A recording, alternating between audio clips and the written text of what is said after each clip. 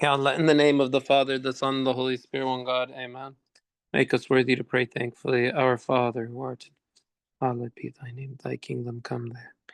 On earth as give us this day our daily bread, and forgive us our trespasses. Trespass against us, and lead us not into temptation. For thine is the kingdom, power, the glory, forever and ever. Amen.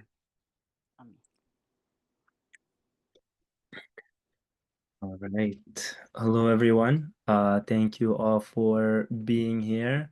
I heard that the meeting just started being recorded, so that's great. Who's recording? Just so we know where to get it from. So Myrna doesn't yet. I think Erna. Yeah, Oh, I think Myrna? Myrna said she's setting it up. All right, great. Thank God. Great. So I'll go ahead and I'll introduce the service first of all again. Thank you for being here and for the meeting. So the meeting today will talk about the service that we have started, led by Myrna. She's been doing an amazing job with it, and it's mainly targeted at all the students or the people, all the children that we have in our church and in Sunday school with special needs. So kids with autism, learning disabilities, anyone on the spectrum. The service is meant to target them and to help them in our classes, but also there are aspects of the service to where we're working with parents as well, with visitations and things like that. But that's going to be the main target. That is the main target, special needs oriented focused service. So that's going to be the main focus of the presentation today as well. But the really fascinating, really nice thing about just human behavior in general is a lot of the science, psychology, and everything that is behind working with kids with special needs can be translated with not just other kids that are not on the spectrum or do not have special needs, but really anyone. So the science of behavior is universal. But the main focus of today will be on special needs. But it's gonna be nice to see bits and pieces to where we can apply that in general as well. So we have a lot of people here that are very experienced in the field. So we'll go around, for everyone in the service and introduce yourself and talk a little bit about your experience and what you've done throughout your time. I can go ahead and get started. I'm Michael, as hopefully, if you don't know me, my name is Michael. And I have worked, obviously, I've worked with many different kids of many different ages, but I've worked in something called ABA, Applied Behavioral Analysis, for about 7 months, about a year and a half, 2 years ago.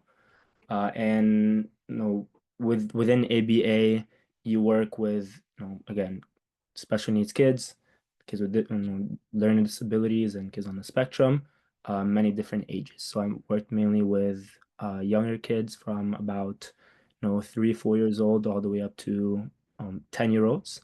So that is where my experience is. We can go ahead and pass it on to Gloria. She can introduce herself and tell you about her experience as well. Hello. So my name is Gloria, if you don't know who I am. I also I also did sorry guys. I also did ABA. I did it for 2 years and I was actually registered in behavior therapy.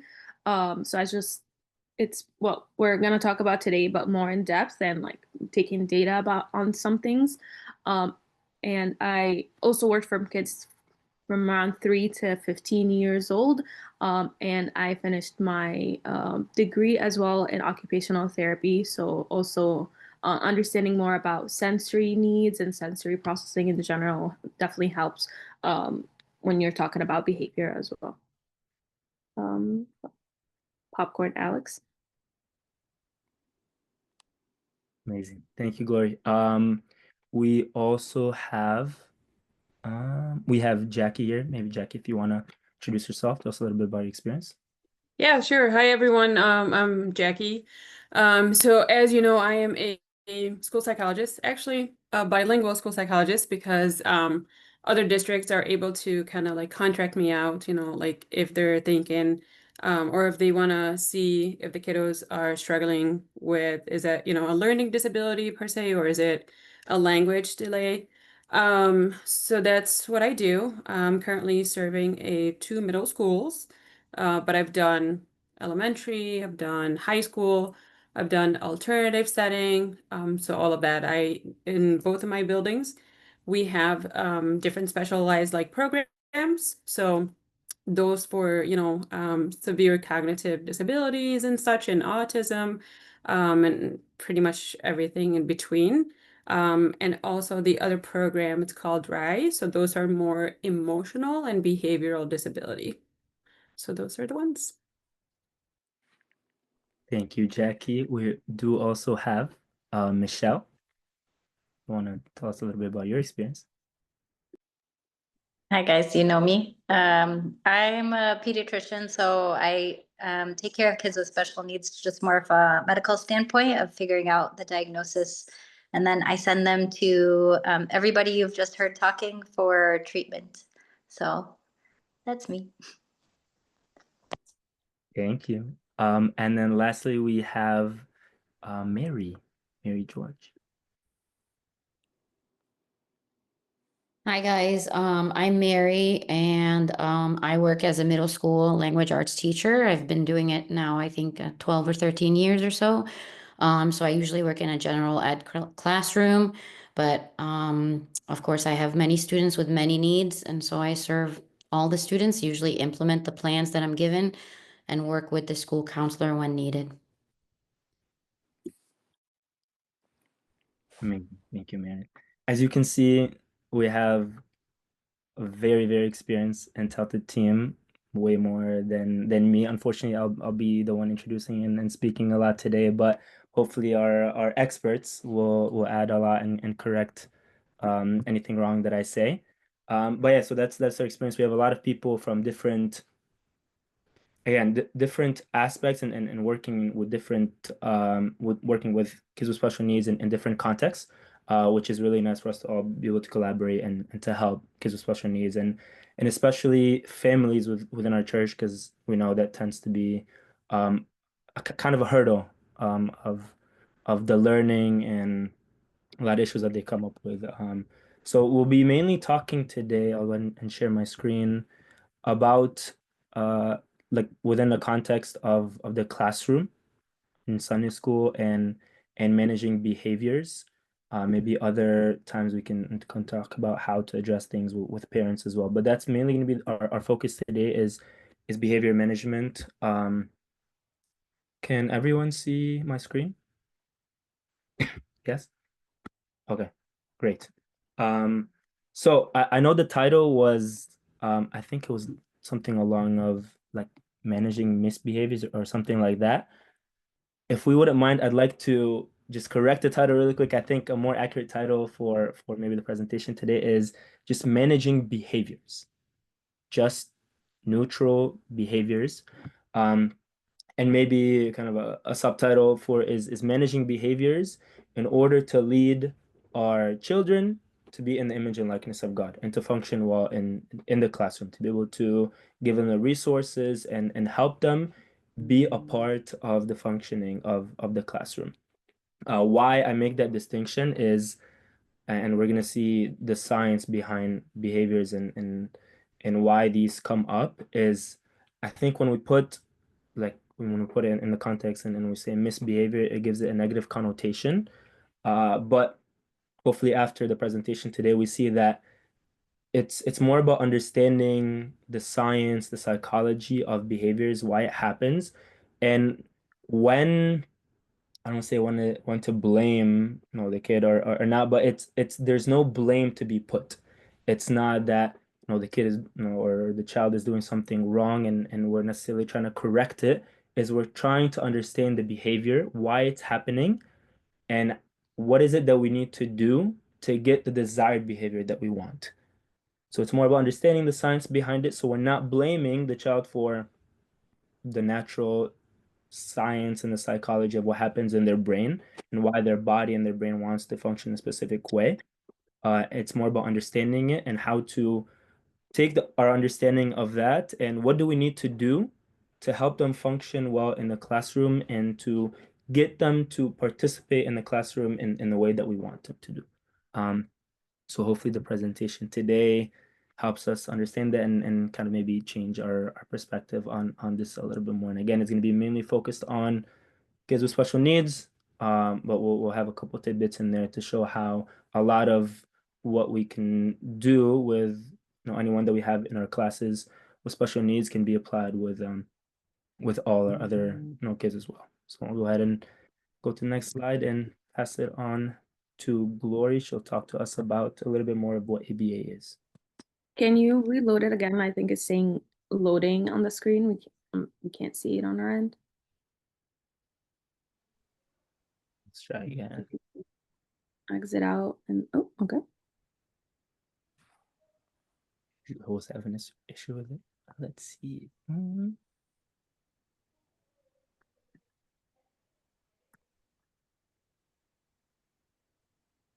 You can also try to share it from my end. Let's try it. Oh, you guys can see the screen right now, right? Mm-hmm. Okay. It's always when I press slideshow. Let's see if it works this time. No. Doesn't work. No. You want to try, Glory? We can also keep it minimized like this if everyone. Yeah, let's just keep it like that. Okay. Sounds Okay. good. So just like how Michael mentioned, some of the kids in our Sunday school classes might have special needs. For them, behavior is often their language. And again, when we say behavior, we don't want it to be always negative. That's just like what the child does. So they may not always have the words or like the social skills to tell us what they need. So their action become their way of communicating with us. So for ABA, what we always look at the ABC of the behavior. So the antecedent. So what happened right before the behavior. For I'll read the example after. B for behavior, what the child does for when after that behavior happens. After that what the child does, and then consequences, what happens after the behavior. So, for example, a parent is on the phone and is not looking at the child. The child hits the parent to get their attention, so the parents stop talking. The consequence would be that the parents stop talking and yell at the child. So in their mind, they say, when my parent is on the phone and I want to get their attention, I've learned every time I hit them, they look at me and give me the attention. So that's a learned behavior. So that's how, like, the examples of how the behaviors go for ABA. And those are what we will talk about when we give you the 4 functions of behavior, what we can do to help the child just be able to communicate better, instead of doing, we want to change that behavior in the middle to something that just is helping them, and not negative. Instead of hitting us, they can use their words, and we'll give more examples of what they can do. Next. Yes, thank you, Glory. So yes, I guess so behavior, just in simpler words, is the way a person acts and functions. And most of the time it's, all the time it's a response to some sort of stimuli, whether it's internal or external. What an internal example of internal thought of stimuli is thoughts and feelings that they have. And then external stimuli is the environment that they're in, including other people, sounds, different things that they see, different things that they feel. And again, we're going to talk about all of that within the 4 functions of the behavior. But again, going back maybe really quick to the slide, is the best way to address the behavior is to understand why the behavior is happening. And so that's why being able to break it down into the ABC is really nice, because most of the time we look at just the behavior in the middle, whatever the child does, and we just take it on its own, and we're like, that's a bad behavior, and a lot of times we'll say that's a bad kid, or no, that's a bad behavior. We need to tell the kid or the child not to do that behavior. But just telling them not to do the behavior doesn't really solve anything, especially if the behavior that they have is a natural consequence of an antecedent. So that's why it's really important to understand, split up, what's happening into these different sections of antecedent behavior and consequences to be able to deal with them separately to understand the context of the situation as a whole. And we're going to talk about, what this looks like within the different functions of behaviors. Yes, so now that we've talked about the ABCs of behavior, let's talk about how the four main functions of behavior. So the reasons why the kid would do what they do. Every behavior is, again, communicating something, and when we figure out the why, we can respond in a helpful way to help them identify the function to address and the need behind the behavior of what that can help them. So for the first one, we have tangibles. So it's getting something that they want, something physical. We also have escape, so avoiding a task or a situation. So your mom asking you to clean your room or finish your homework. So an activity. Sensory, so seeking a stimulation or comfort. So it's more physical in the body, and attention, seeking interaction or acknowledgement. So first we'll talk about tangibles. So to start off with tangibles, again, when it comes to dealing with kids or children with special needs, the issue and the problem comes with their lack or their inability to communicate properly what is it that they need or that they want. Like that's the breakdown that's happening. That's the social cues, the social language, they don't have the ability to be able to do that. So our job is, by understanding these functions and why is it that they're behaving in the way that they are, and understanding again in the context of the whole situation, our job is to help them and to give them the resources and to enable them and to teach them how to communicate properly, to explain what is it that they want. So first, when it comes to tangibles, the first function that we'll talk about is tangible. So this is where the child is trying to get an object, activity, or an outcome. It's something that you can hold on to, something that you can physically and tangibly see. Whether it's they want a snack or they want a toy or they want a turn in a game. The main way to address this is, again, first teach proper communication skills, to tell them, yeah, you want this, that's amazing, but we have to use our words. We can't just grab whatever that we want from someone else. We have to communicate properly. So that's one way to address it, is to teach them the proper communication skills, for them to, again, tell us what is it that they want.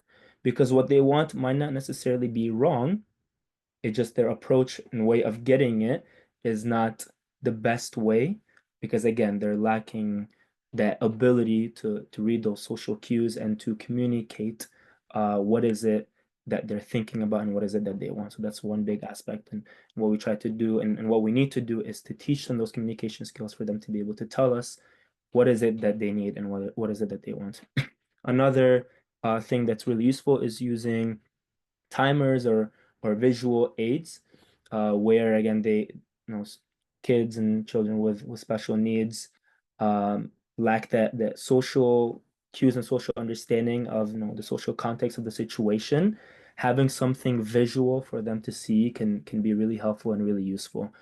An example of this is, you can have a turn in 10 seconds. So you can pull up a timer and show them 10 seconds until your turn. Again, it's ways of helping them understand the social context of the situation that they're in, and how can they fit and function properly and have the proper behavior within that context. Another thing that's really useful is first then statements. So for example, if they don't want to, if they want a toy, for example, and they don't want to sit and listen to a lesson or do a craft, you can say, hey, first we're gonna do the craft, then we can get the toy. Again, putting it in simple, easy to understand patterns can be really helpful for their brain to be able to process it, and for them to, again, be able to understand that that social context that they're in, and what is it that we're trying to get them to do. And then lastly, you can, again, offer alternatives. So giving them choices is also really important to enable them, to empower them, to show them that I'm on your team and you have control. I mean, all of us obviously, and we want control. So showing them that you do have control in the situation is really important as well. That's the first function. We'll go ahead and pass it back to Gloria to talk about escape.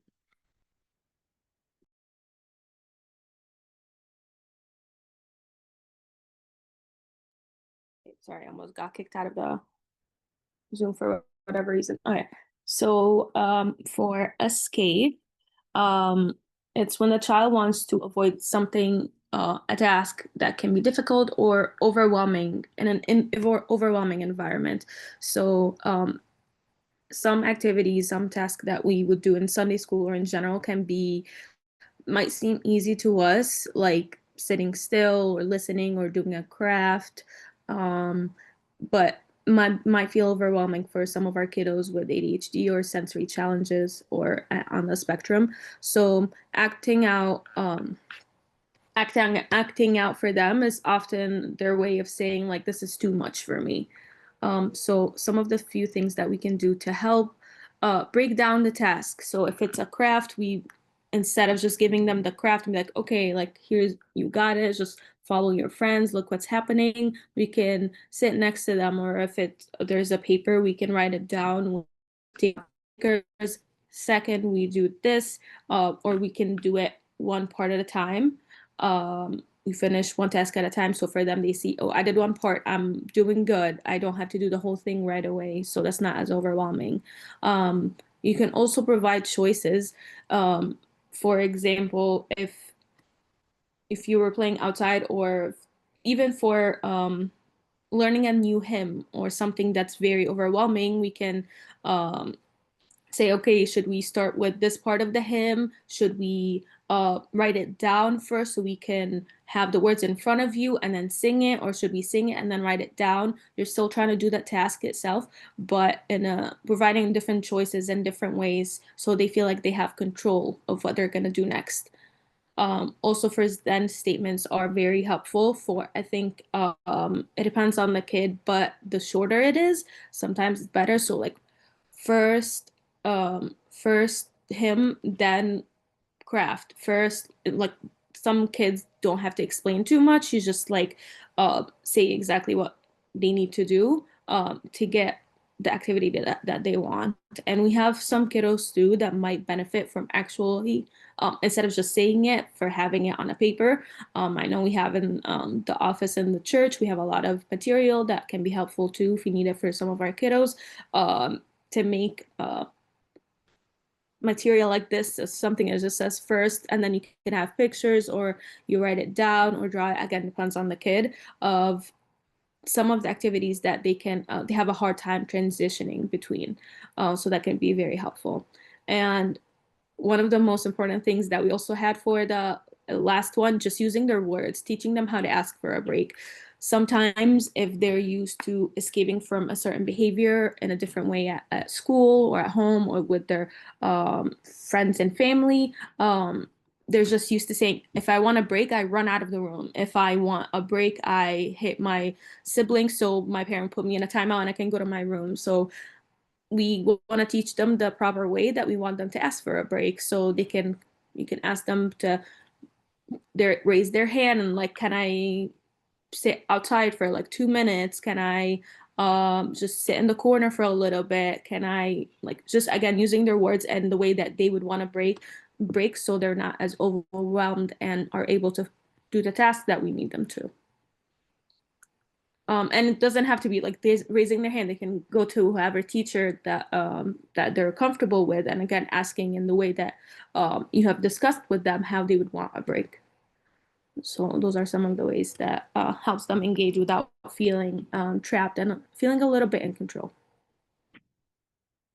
Next, we have sensory. So sensory goes along pretty closely with escape as well. Again, we're with kids with special needs, people on the autism spectrum in general, they tend to have high like sensory. They sense things a lot more. So this is where the sensory function of behavior is can be both talked about in the positive and the negative. So it's where the child wants a certain sensory input, and when we're talking about sensory, this is all the six, is it 5 or 6 senses? 5, right? Yeah, 5 senses. Touch, taste, smell, hear, sight is where they either want a certain sensory input from those 5, or they want to avoid a certain sensory input. And this again with kids with special needs can be one of the most actually useful like methods to be able to help them again and to give them resources and to use this function to understand and to regulate their behavior. So one way that we can use this is to provide them with sensory tools. So again, where they sense things a lot more, their senses are heightened. We can use that to again help them to be able to function better and to use it even within the other functions of behavior. This is where fidget toys are really useful. This is where anything that they can feel, anything that they can hold onto that can help them regulate themselves a lot more can be really useful. Um, a lot of times you'll see that physical contact with them again can be either really useful to where some kids with special needs will like to be squeezed or held on tight to, or have like rubbing in their body in certain ways or certain areas, helps them again to be able to regulate their body a lot more. So that can be communicated with them to ask for that properly, to help use that again, even for other functions as well. And then on the other side of this, if it senses sensory overload that they have to where they're trying to avoid sensory inputs, this is where, like Glory said, we can, help them to be able to communicate and use their words to ask for breaks. So, this is where if you're doing hymns, for example, or a song, and the kids or the group is singing really loud for a lot of kids with special needs, that sensory input can be way too much. So helping them, and first of all, helping them understand why they're behaving in the way that they are, and understanding that it's because their senses are overloaded can help us understand that in the first place. And then second, helping them to be able to communicate that by again asking them or leading them to use their words to ask for a break. Another thing that we can that we can do and that we should do is to adapt the environment. So change the things in the classroom to fit more of their sensory needs. So again, this is where you can have fidget toys, or some classes will dim lights if the lights are too bright and their eyes are not able to acclimate to they're having sensory overload in that way. You can have blinds and shades if it's too much sun. You can lower volume of music or videos that you play. Adapting the environment to be able to fit more of their sensory needs as much as possible, and where you can't, helping them again be able to use their words to communicate, to ask for their breaks or to ask for things that will help them to regulate themselves. And again, last, it's helping them again to understand and for us to be able to implement and to give them help and guidance to be able to have these self-regulating strategies. So this can be taking deep breaths. This can be again like squeezing hands. Those are all sensory kind of focused strategies that will help them regulate their body and regulate their mind to be able to deal with the situation that they're in a proper, healthy, way within the context that they're in. And then last is attention. Wait, for sensory, can we go back to sensory for a moment? And something else that we're doing with our angels, I'm with angels for Sunday school, but can also be done with older kids, but obviously in a little bit different way. We have movement breaks. An hour and a half is not a lot to us, but it can be a lot to them. And having to go from this to that to that, and sometimes they just need to sit down. It can be a lot, and having to listen the whole time and just read back to us and be perfect the whole time. That can be a lot. So just having movement breaks here and there. For the younger kids, sometimes just having a video or a song that they know that like they repeat something or repeat a movement they really like. But for the older kiddos, you can have a game or something that wouldn't get them like too excited, so it's not hard to like calm them down to transition to the next activity, but something to get them up and moving so they're not just sitting down and having like start getting anxious. And when we have more of our kids get bored or just not used to like doing activity, like doing it for too long, that's when they'll get loud, and that's when other friends will get overstimulated. So making sure that all of the kids are taking breaks when they can, or taking breaks as a whole class to make sure that transitions are going well. So for the last one, for attention, it can be positive or negative. So okay, so some children might not know how to join in with friends or family to get someone's attention socially in like the right way. So they can act out to get noticed. So a child with autism can, for example, may call out loudly during if you're reading a story, and might just like start screaming, or might try to say something funny, or might just make some noise to get because that's their way of connecting and try to get the attention from you and their friends. So it's not something bad. They just want you like, hey, look at me. So these are some of the things that we can tell them to do. So first thing, to tell them the appropriate way to get attention. So for screaming in the middle of reading a story, you say, okay, let's I like that you're excited about the story. Tell me after. Or how about I finish this page and then you can tell me something about it. So they're still getting the attention, but just knowing when to do it, not just randomly, so we're not distracting other friends. And we also want to make sure that we are reinforcing the positive behavior. So if they start yelling in the middle, we are not everyone in the class, not all of the servants are going, oh my God, like stop, I need you to come down, sit down. That's for them, it's like, oh, everyone is looking at me when I do that. So guess what? I'm gonna keep yelling so everyone can get my attention. So it can be after they calm down and they're not yelling, or it can be just one servant that goes and talks to them and tries to see if they need something else, or they just wanted that attention. If they want that attention, they tell them the expectations of what we need, what we have. Okay, so I need you to first, we're gonna read the story. Then you can tell me something about it if you want. You're still giving them attention, but you want them to make it positive. You want them to do an activity or the action that you want to connect with the story, with the song, with the hymn. So yeah, and of course, if they are hurting others, if they are hitting each other as well, sometimes that's how they get the attention of their friends. Like Michael mentioned before, we want them to use their words if they want to get someone else's attention. Some kids sometimes don't know that they can just like tap their friend's shoulder, be like, hey, can I play with you? Or instead of pushing them, asking them, can I play with you? What are you guys doing? So again, making sure that they're communicating their needs.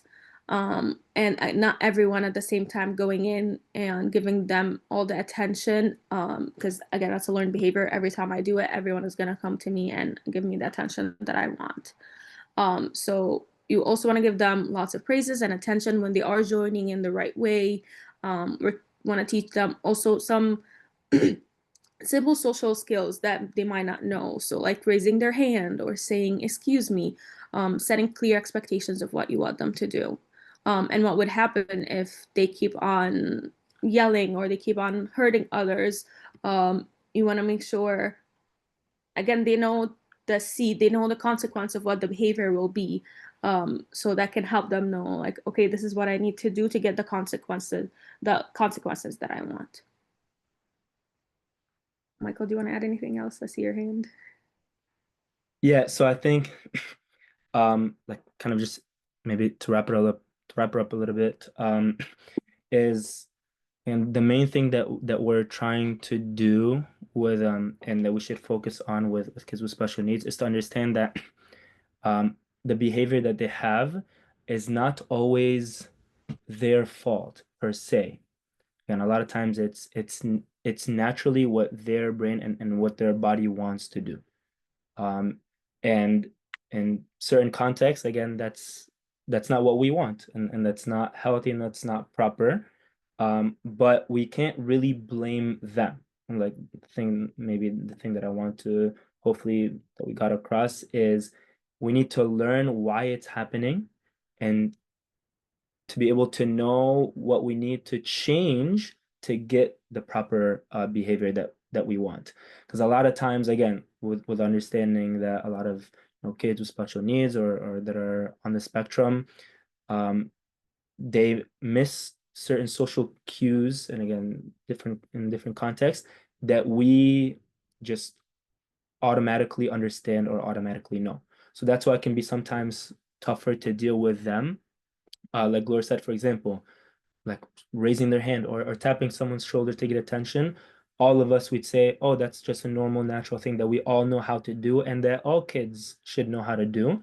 But again, we need to understand that this is a part where they're lacking. Those social skills, those social communication skills is something that they lack in. So it's our job to understand that and then to help them and enable them and give them the resources, whether it be the words to use or have different materials that we use with them to help them develop those social skills so they can function in the classroom like everyone else. And again, a lot of this, like I said, can be used for kids with special needs and ones without. So I'll maybe use one example that we just recently had in our middle school class this past Sunday. This was someone not with special needs, but this was a boy sitting in the classroom. And while the person was talking, giving a presentation or talking about how the day was going, this boy kept clapping his hands the whole time. Everyone else was quiet except this boy was clapping his hand.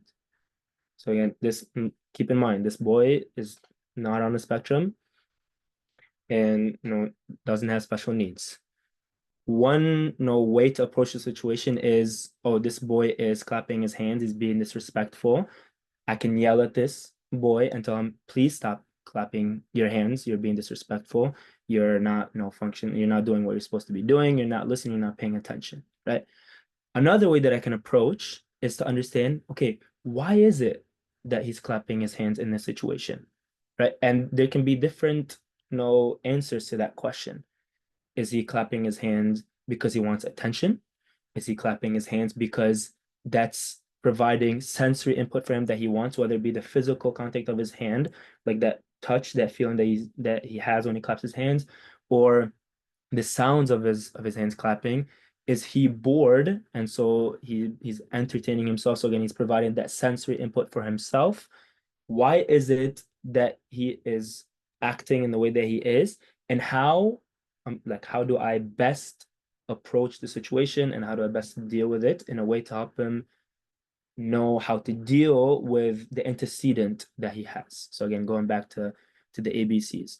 So I found that in this particular situation is I didn't think that he wanted to get attention. Again, this is where trial and error and experience, you're able to see and determine what function is behind this behavior.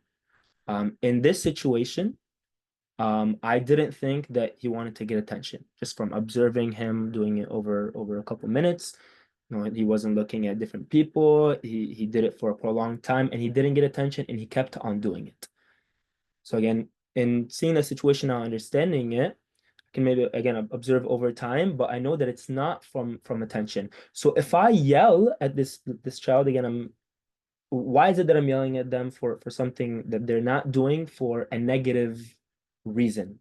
That they're trying to get attention from someone, or they're trying to make a joke or anything like that to get people's attention. That's out of the way. So yelling at them wouldn't provide a solution in this way. Now I can address it if they're bored, or if they have sensory inputs that they want, then I can pull them aside and talk to them and discuss with them. Okay, you're clapping your hands. Are you bored? Do you need a break, or do you need something in your hand to fidget with?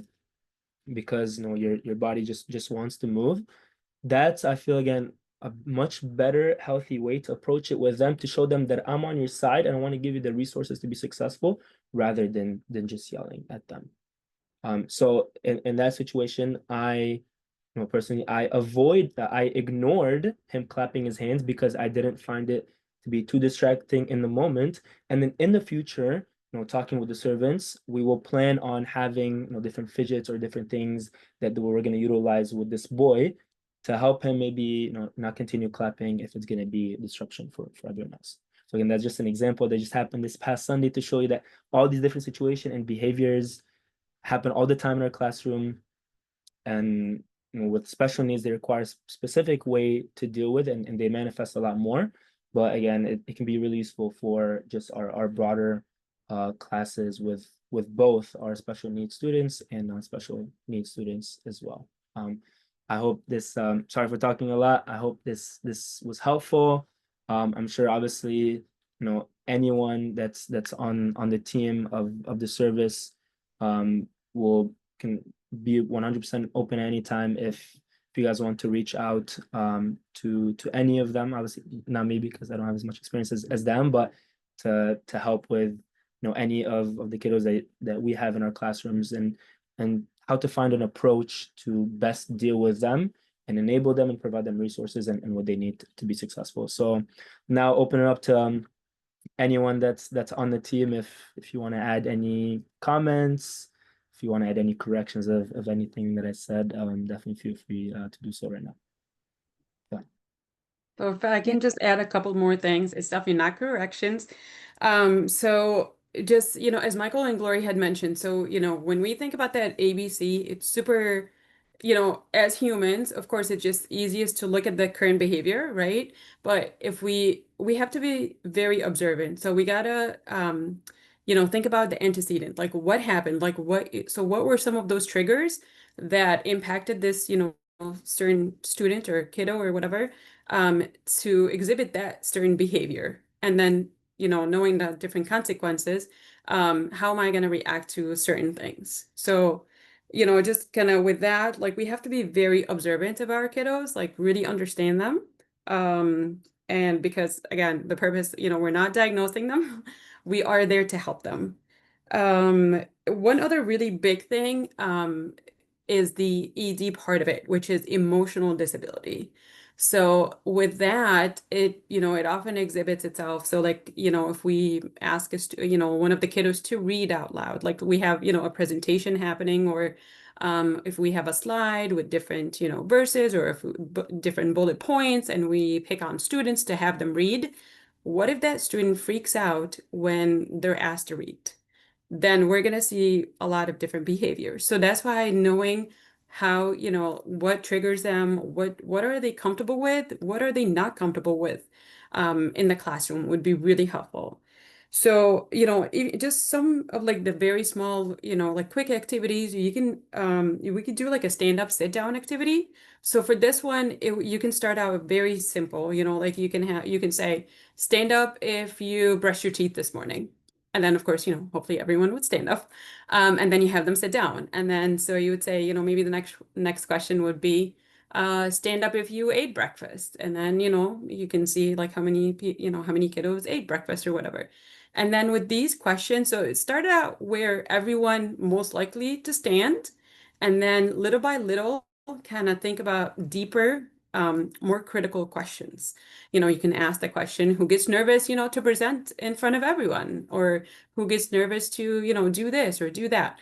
So with this activity, it's going to allow you to see who's comfortable doing what. Yeah, and then it's really important, especially for the little ones and even the big ones. We've tried this one too. Setting the expectations. So setting it very clear and setting it, frequently and consistently. So, within the first day, we let them know, here is how we run the show. And then the next time around, we're going to tell them again, remember, this is our expectation, and here's what happens when you guys don't follow. And of course, it's gonna, you're gonna modify it from age to age. And again, just, kind of being very observant, reaching out if there's anything that comes up, and hopefully we can just be there to help each other out.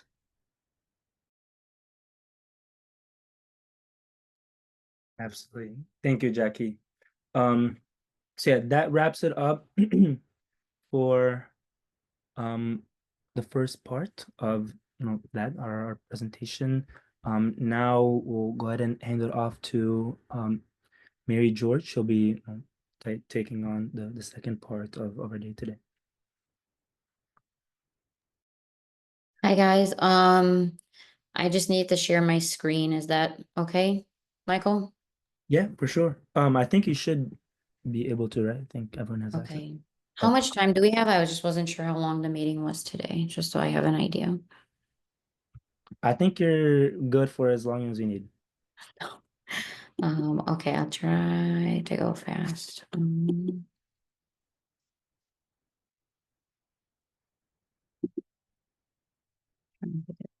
second, sorry guys.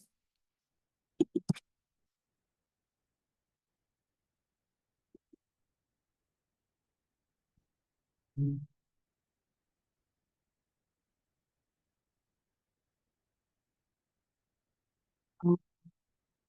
you help me with the sharing of the screen? I don't know why. It's not letting me.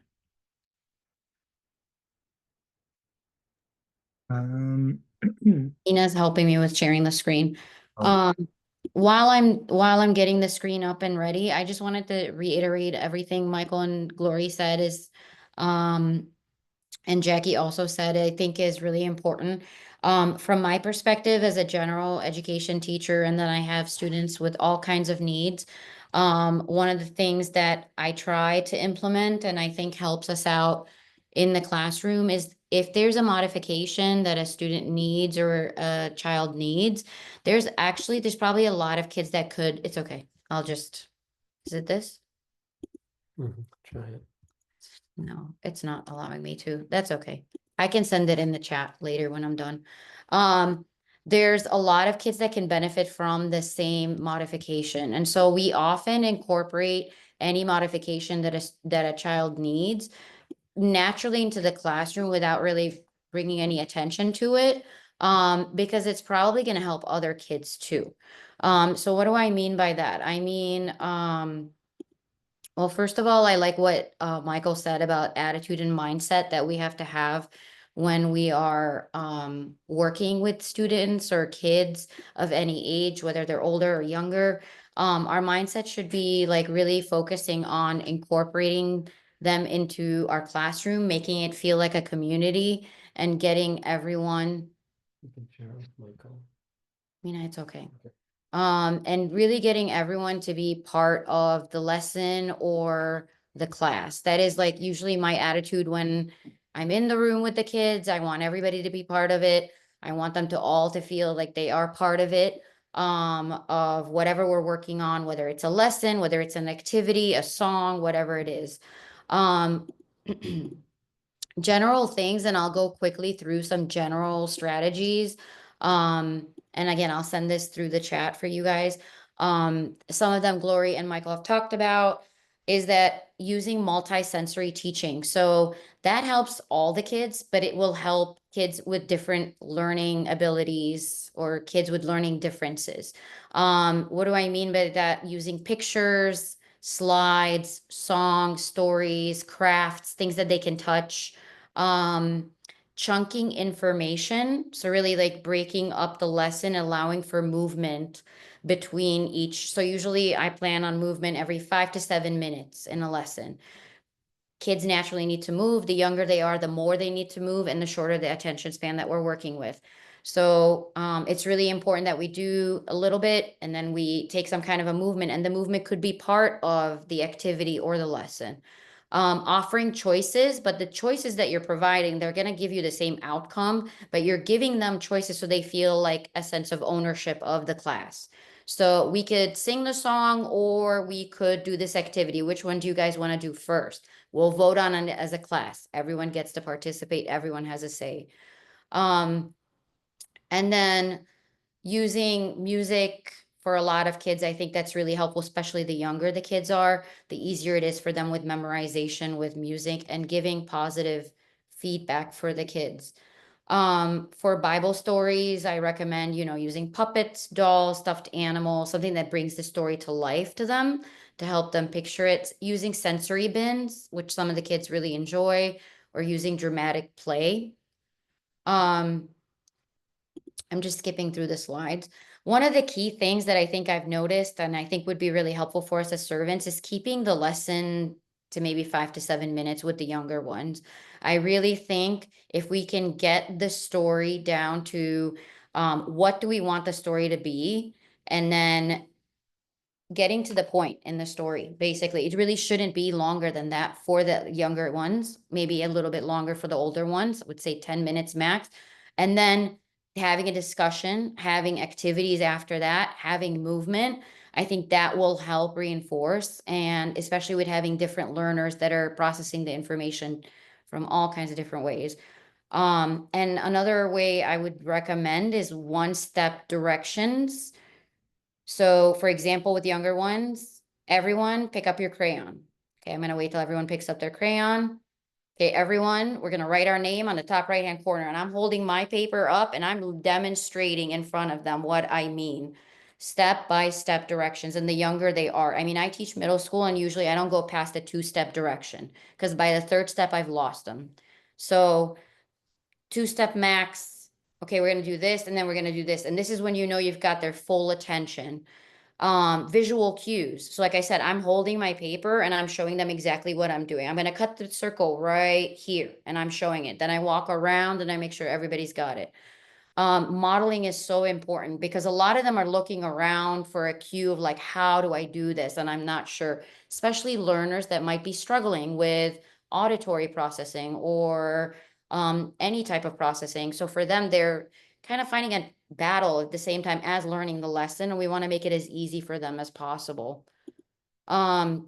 Supporting I think Jackie mentioned this, predictable routines is key. It is key for these kids, especially kids that deal with anxiety. And it is prevalent right now. So if they come in the room and they know exactly what to expect and in what order, it actually eases their anxiety and it calms the room down. I know we're going to start with prayer, then we're going to do a song, then we're going to do an activity, then we're going to do the lesson, or whatever order that you are going to use.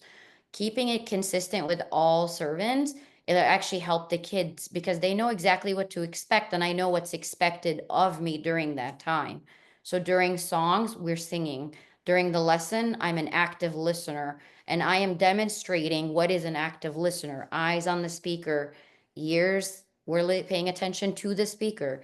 Where should my hands be? And I'm putting my hands in my lap. Where should my feet be? My feet are going to be right here. So things that sometimes I think we as adults sometimes take for granted have to be demonstrated for all students. And I think especially when you're dealing with someone who's also, their learning ability might be different. So we're providing as much support as we can. And in the process, we're helping all of them, really. And another strategy that I use is pairing a student or a kid with another kid that I know will be a great helpful buddy. It helps form relationships and friendships for them. And I also know that they are sometimes more willing to listen to their peers, especially like when we get around middle school, than they are to the teacher. So if I know that this person like really struggles with a certain thing, I'm going to pair them up with someone that I know is going to be kind, they're going to be supportive, and they're going to guide them, not tell them what to do, but guide them, right? Um, so those are some strategies. Specifically, if we're talking about like ADHD, short activities, fidget tools, movement breaks are key.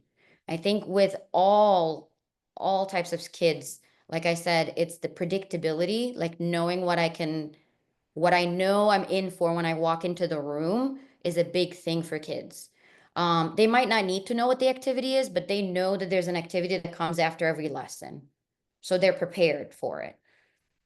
With autism, I would recommend using like visual aids, again, the predictable routines, gentle transitions.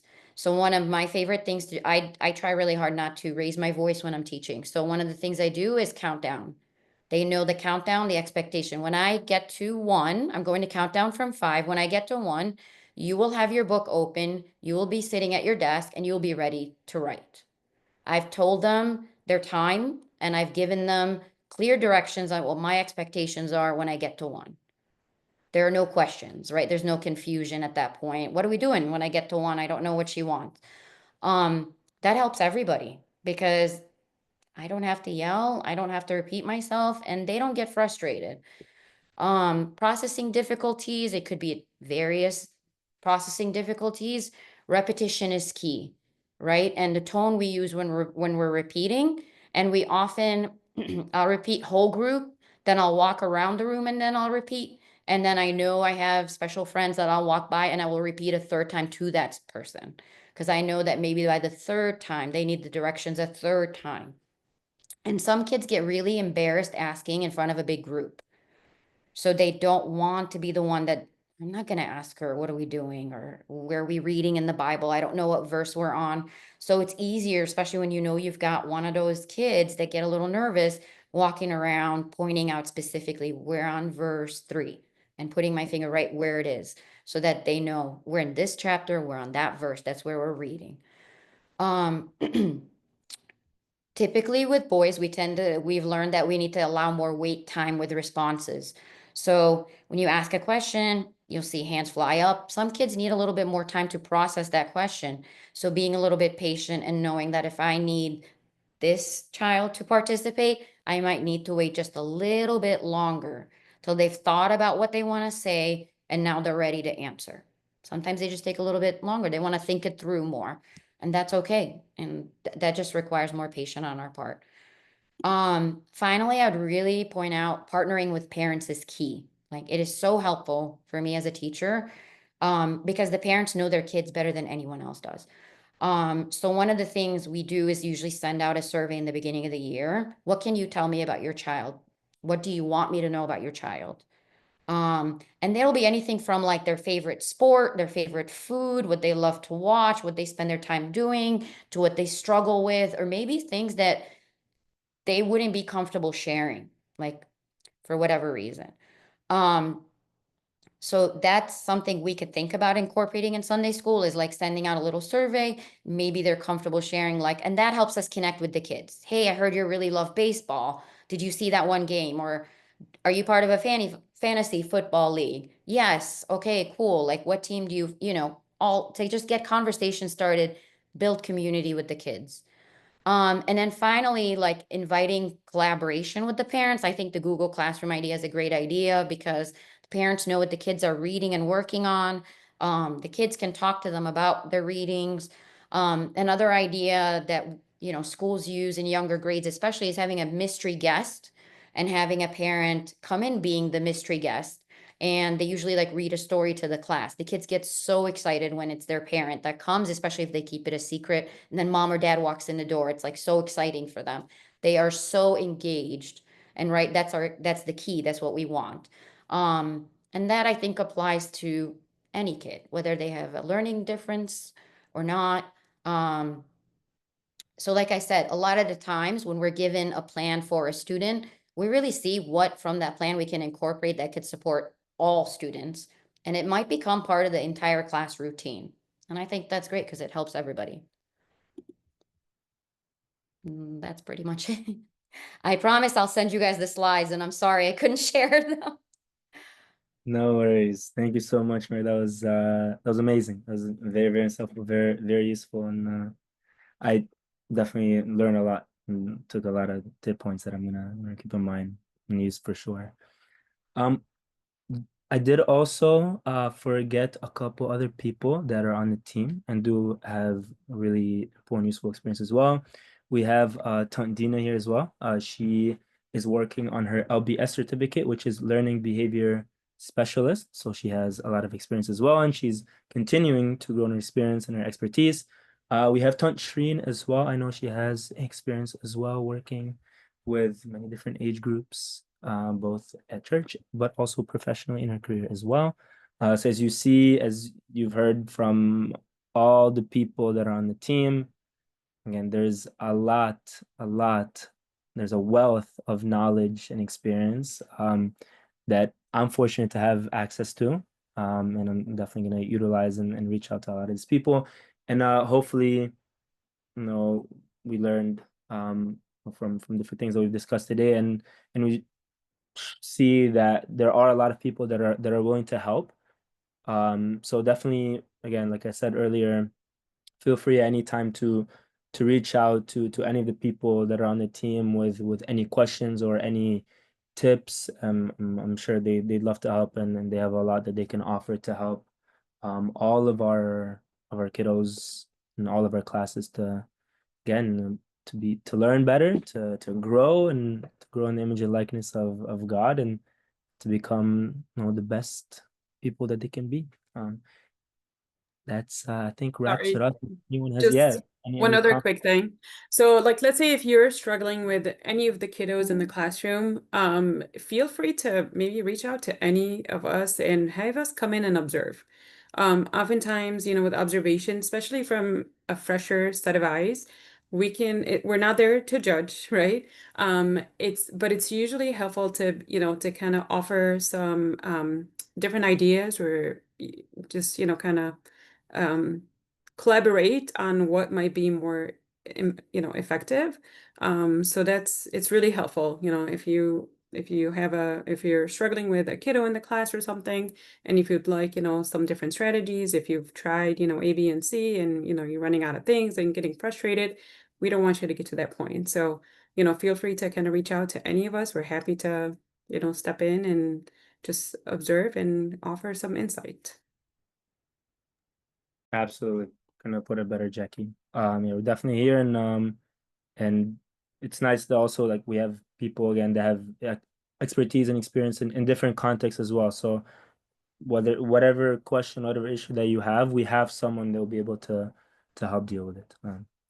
Anyone else would like to add any other comments, any questions that maybe anyone has?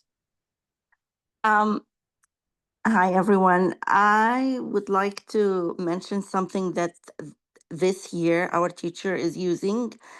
And I thought in the beginning is like, what's the point of it? But I saw how the kids are so excited about it. Um, and I think this is maybe for the little ones more than the older ones. Something called dojo class. They get points, and the kids like work for it so hard to get points. I'm sure like Mary and all the teachers, like Dina and all the teachers, they know about it here in this group. Um, and the kids loves it. And they kind of like they take it as a race. How many do I have? And then the whole class also like they can see the total of the entire class. So they kind of like work together as a team as well. So I'm not sure this is something maybe just for elementary, but they love it. Just a thought.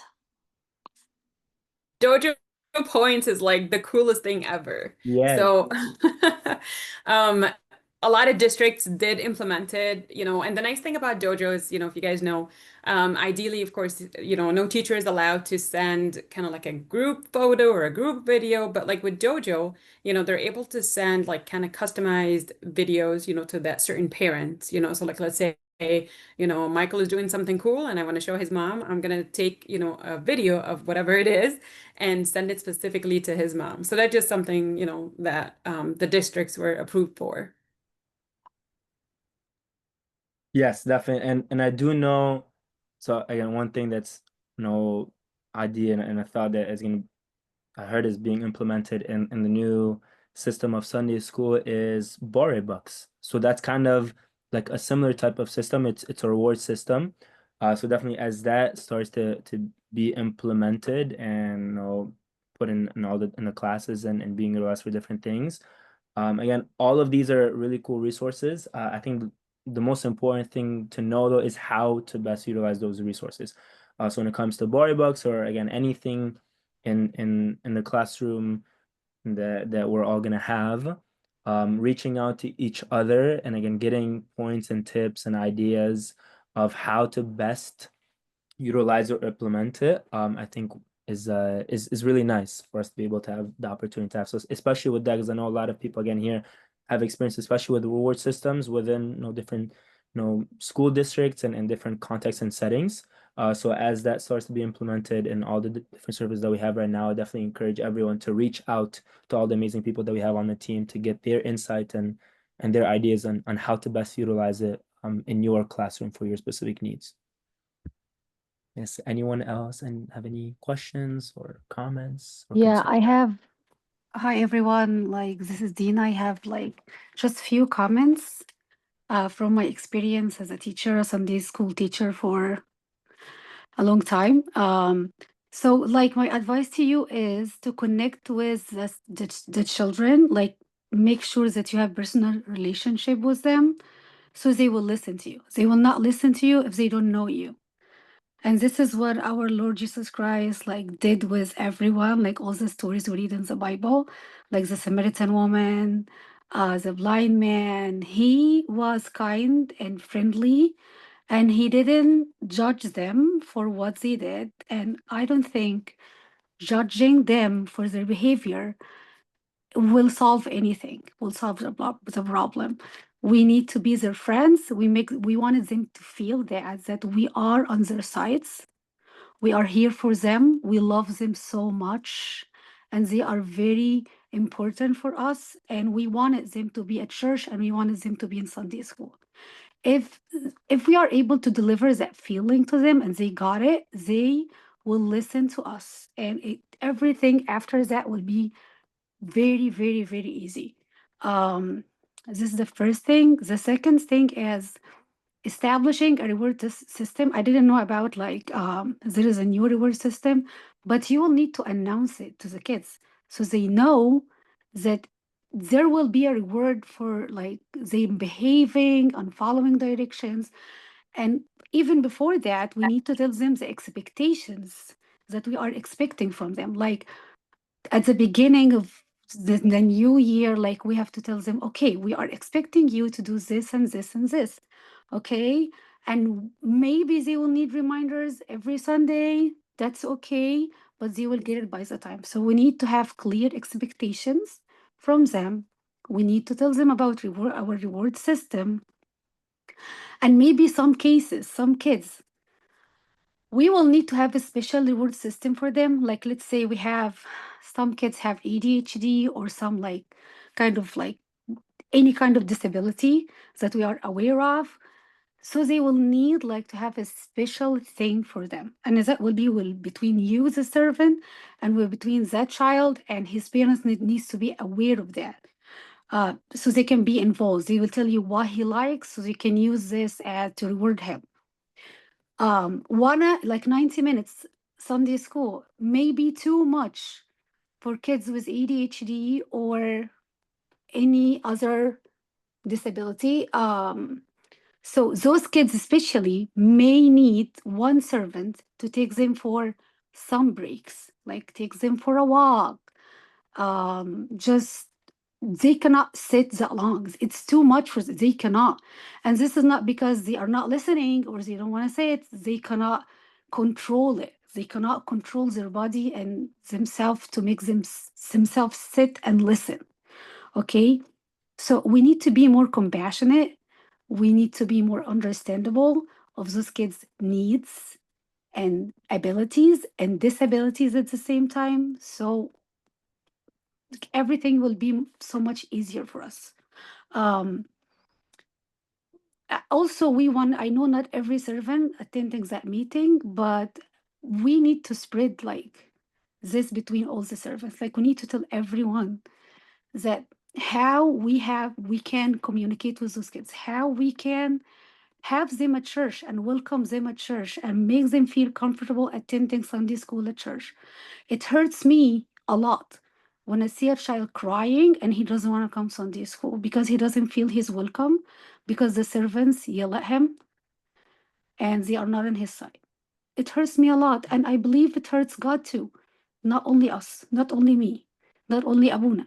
We wanted everyone to feel welcome and included in our Sunday school. So those are a few tips. Think about it, share it with the other servants, and see how you can adopt it in your Sunday school. Thank you. Thank you, Dina. Actually, that was going to be that last comment was going to be my comment as well. I think, and thank God, I think in this meeting, we have servants from each family, angels, elementary, middle, and high school. Obviously, not all servants attended, but it's being recorded and we will share it with all the servants. But I think it's important that the servants are aligned within the same family so that one week, if a servant is there that knows how to deal with the special needs, it goes great. Another week when they're not there, is back to the yelling and the kid might not want to come back. So I think the servants themselves have to be aligned on the plan and can even discuss, for this particular child, we have to, for example, be a little bit more patient or give them something to fidget with, whatever it is, the servants need to be in alignment. So I think it's an important topic to discuss during the family meeting so that they're treated with the right expectations every single week. Sorry, I'll say one last thing. Sorry, Michael. I think also the biggest thing, like we know that we want to teach them a lot. We want to tell them all the hymns, all the songs, all the stories. We want to tell them about the church, which is all things that are very important. But also, what's more important is for them to just even come in and enjoy being in the church, wanting to go to church and Sunday school and feeling loved and supported in the church. So anything that we're gonna teach them, like we don't have to make sure that, oh, you're not leaving here until you know the hymn, you're not leaving here until like we know this. Anything they're gonna learn, they're gonna have, like the younger they are, they're probably gonna listen, like hear all of these stories multiple times throughout their life. So it doesn't have to be like, I'm gonna take 15 minutes to make sure that you guys know everything about it today and you're answering every question, even though you're like screaming and crying. We just want them to be loved and supported and enjoy coming. So we don't have to push for, if we feel like we're doing a hymn and it's taking too long or it's not really working, then okay, let's do a game or something to connect and we'll try again next time. Or making sure that we are connecting them with them more and caring more about how they're feeling and how they're doing a little bit more than like getting everything that we need to do done. It's okay if you don't get everything on the list done. They have the rest of their lives, inshallah, to be like in the church and know all of the stuff. So to make sure that we are just making sure that they're happy coming in and connecting with their friends and being in the church. I feel like that's really important. May I add one more thing, if you don't mind? Mary said it's very important to partner with the parent because no one knows the child better than the parent. I think in parent meetings, like we should mention that if you know that the school, whatever the proper, the nice way to say it, if you know that your school is giving special tools or special attention to your child, we would love that you share it with us privately to adapt that to your child here to ease the learning and the teaching in the class here also in Sunday school. So by saying this, I think we open for them the door that we're willing to listen and we're gonna keep it like confidential also for your child. Yo. So I want to pick your brain on this. Okay. So do you have something else to add? Yeah.